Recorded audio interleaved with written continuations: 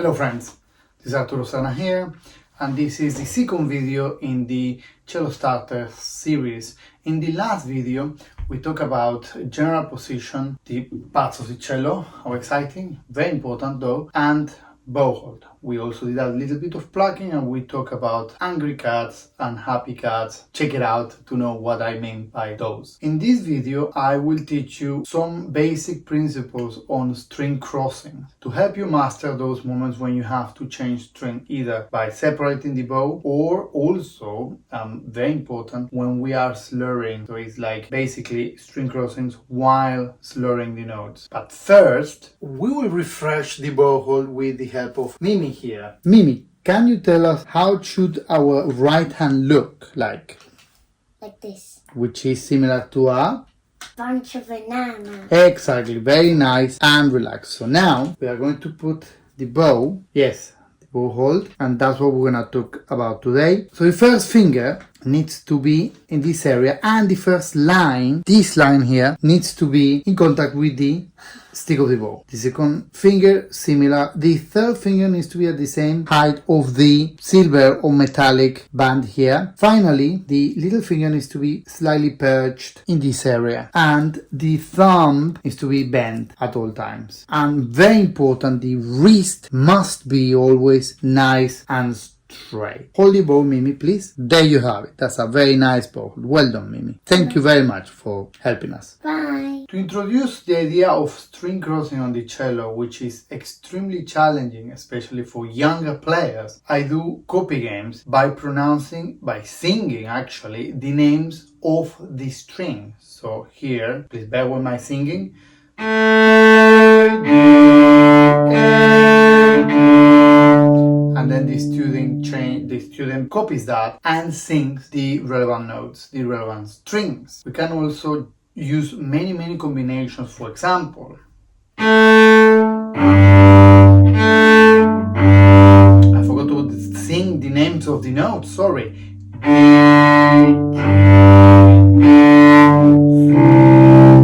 That is especially hard, especially for a starter. You reinforce the idea of the note, the position along with the singing. That usually is very helpful. I also recently came across a very interesting website called Mainly for Strings, in which I downloaded this. They're not paying me anything, there's no AdSense or anything like that. I just found this method extremely interesting.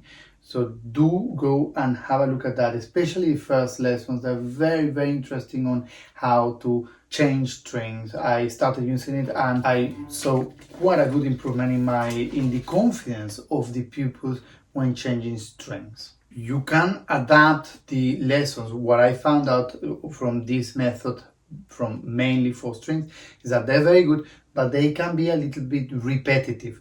So you can adapt them to suit your necessities and to make them appropriate for the pupil. I also use the rainbow to inspire the younger players and to make them aware of the movement of the arm, and the rainbow goes like this.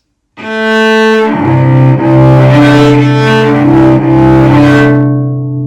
here we are starting about youngsters, very young, 5, 6, 7, and you can give them a printing for coloring that reinforces the idea, the relationship between the rainbow along with the string crossing. You can start on a down bow from the A string, on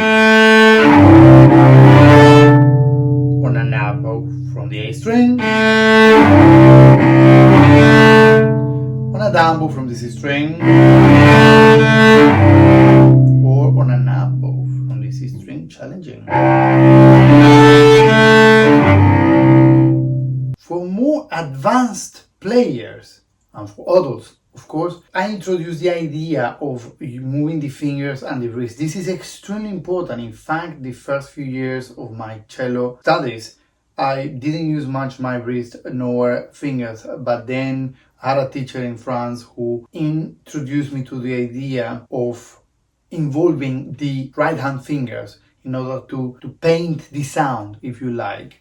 So when we change string, let's say A and D, we have a number of different options and a number of different types of string crossing. The first one is separate. Do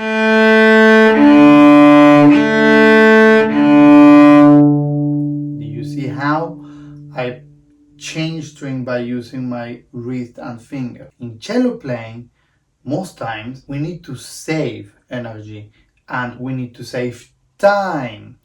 So the smaller the movements, you will see with my teachings, the smaller the movements, the better, the faster, and the less energy you spend unnecessarily. Now let's do it the same string crossing from the A on an up bow.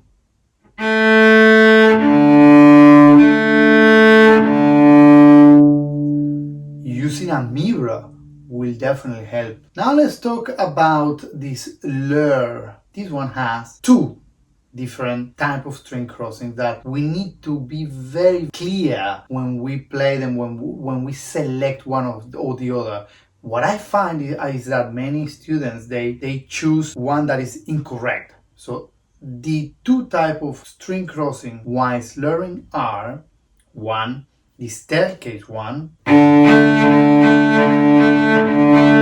and this smooth one.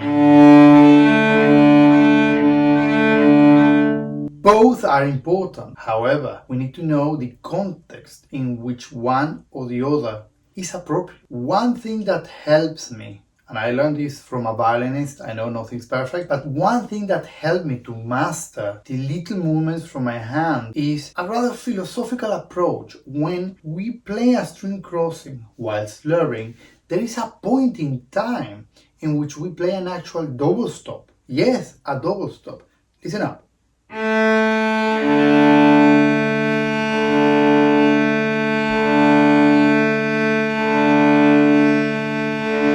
If we play the prelude of the first suite by Bach, we can practice that very well. So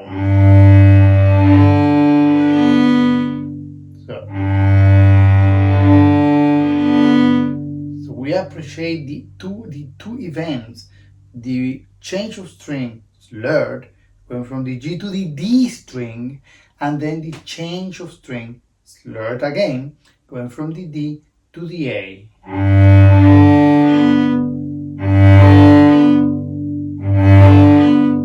You can apply that to all strings and in all bowings. This is in fact one of my warm-ups. I hope you found these little exercises useful. These exercises are perfect for youngsters to warm up at any level and to returners who have been without playing their cello for a while. So stay tuned for my next video